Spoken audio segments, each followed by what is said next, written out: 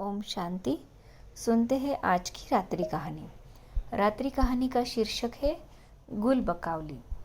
गुल बकावली नामक एक काल्पनिक पुष्प है जिसको आँखों को लगाने से अंधे व्यक्ति की आँखों की रोशनी वापस आ जाती है।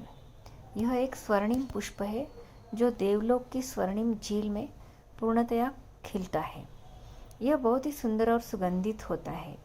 इंद्रदेव की पुत्री गुल बकावली के पुष्पों से जगदम्बा को अलंकृत करती है। इस पुष्प की विशेषता यह है कि यह अंधे व्यक्ति की आंख पर लगाने से पुनः दृष्टि प्राप्त हो जाती है। मनुष्य लोक में एक बार शिव भक्त राजा प्रचंड के पुत्र ने देवलोक से यह पुष्प लाकर अपने पिता की आंखों पर रखा तो उन्हें खोई हुई दृष्टि पुनः प्राप्त हो गई।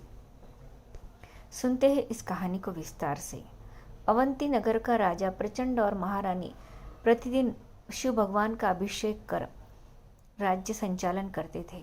उनके राज्य में प्रजा तो बहुत सुखी थी, लेकिन कई वर्षों तक उनकी कोई संतान न होने के कारण राजा ने फिर रूपवती नामक कन्या से पुनः विवाह किया, जिससे 3 पुत्रों को जन्म दिया। ये तीनों पुत्र मूर्ख और बुद्धिहीन थे। प्रथम रानी संतान प्राप्ति के लिए शिव आराधना में ही व्यस्त रहने लगी।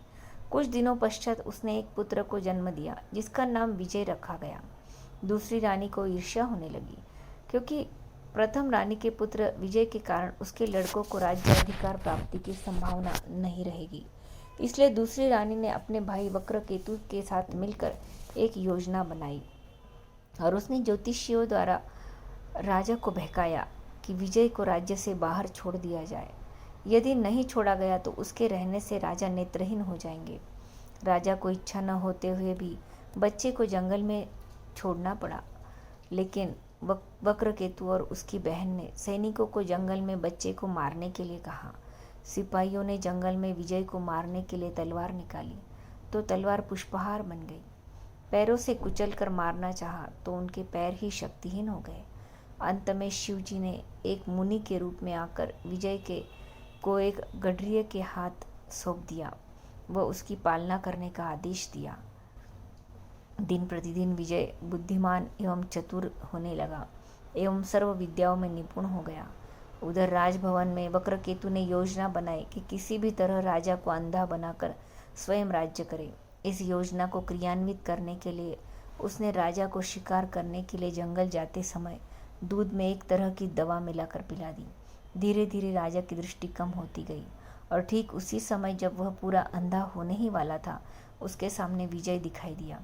इसके तुरंत बाद ही राजा अंधा हो गया। राजा ने विजय को पहचान लिया कि यही उसका बेटा है। विजय को भी माँ द्वारा संपूर्ण रहस्य मालूम हुआ। एक बार विजय अपने माता पिता से मिलने जब छिपकर महल में पहुंचा तो वही उसे मालूम हुआ कि देवलोक से गुल बकावली पुष्प लाकर पिता की आंखों पर रखने से पुनः दृष्टि प्राप्त हो सकती है। विजय ने गुल बकावली पुष्प लाने के लिए प्रस्थान किया। रास्ते में एक शहर में युक्तिमती नामक एक युवती रहती थी। वो बहुत लोगों को जुए के खेल में हराकर अपने पास बंदी बनाकर रखती थी। शर्त यह थी कि जो उसे हराएगा युक्तिमती उसी से शादी करेगी और जो हार जाएगा उसे बंदी बनाएगी। वास्तव में वह अपने युक्ति से ही खेल में जीत पाती थी। इस खेल के बीच में एक बिल्ली के सिर पर दीपक रख उसके आगे चूहा छोड़ा जाता था, जिसे पकड़ने के प्रयास में बिल्ली दौड़ती तो दीपक नीचे गिर जाता था एवं अंधेरा हो जाता था। अंधेरे में वह युवती खेल को अपने पक्ष में कर सभी को हराती रहती थी। विजय ने युक्तिमती की यह युक्ति पहचान कर उससे खेलने के लिए एक बूढ़े व्यक्ति के वेश में जाकर उसे हरा दिया और शर्त के अनुसार उससे विवाह कर लिया। विजय गुल बकावली का फूल लाने के लिए पूर्णिमा के दिन देवलोक पहुंचा।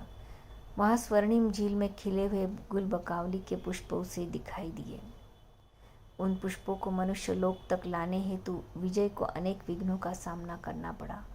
अंत में विजय ने पुष्प को पिता की आंखों पर रख उन्हें पुनः दृष्टि प्राप्त कराई एवं राजद्रोही वक्रकेतु का संहार किया। विजय का युवराज के रूप में राज्य दरबार में अभिषेक हुआ। इसका आध्यात्मिक भाव है। जैसे अंधे व्यक्ति को गुल बकावली पुष्प द्वारा दृष्टि प्राप्त होने का प्रसंग कहानी में स्पष्ट किया गया है, वैसे ही वर्तमान समय चारों ओर व्याप्त अज्ञान, अंधकार एवं विकारों के वशीभूत हुए ज्ञान नेत्रहीन मानव को पुनः शिव बाबा परम धाम से आकर ज्ञान रूपी पुष्पों द्वारा ज्ञान का तीसरा नेत्र प्रदान कर रहे हैं। जैसे राजकुमार को गुल बकावली पुष्प लाने के लिए अनेक विघ्नों का सामना करना पड़ा, वैसे ही आत्माएं जब ज्ञान मार्ग पर चलती है तो 5 विकारों रूपी माया बिल्ली अनेक प्रकार के विघ्न डालती है तथा संपूर्ण ज्ञानी और योगी बनने नहीं देती, परंतु निर्भयता पूर्वक विघ्नों का सामना कर एक शिव बाबा पर दृढ़ निश्चय रख आगे बढ़ने वाले स्वतः ही ज्ञान नेत्र प्राप्त कर अन्य आत्माओं को भी नेत्र प्रदान करते हैं। उपयुक्त कहानी में जैसे कहा गया है कि खेल के बीच में बिल्ली के हस्तक्षेप के कारण कई व्यक्ति हार गए, वैसे ही ज्ञान मार्ग में माया रूपी बिल्ली भी आत्मा की ज्योति बुझाकर निर्णय शक्ति को समाप्त कर देती है। माया के प्रभाव को समझकर विजयी बनने वाले ही बुद्धिमान, ज्ञानी और योगी आत्माएं हैं। जैसे राजकुमार ने राजद्रोही का संहार कर युवराज पद प्राप्त किया, वैसे ही हमें भी शिव शक्ति बन माया का संहार कर शिव बाबा से स्वर्ग के राज्य का अधिकार लेना है। अच्छा, ओम शांति।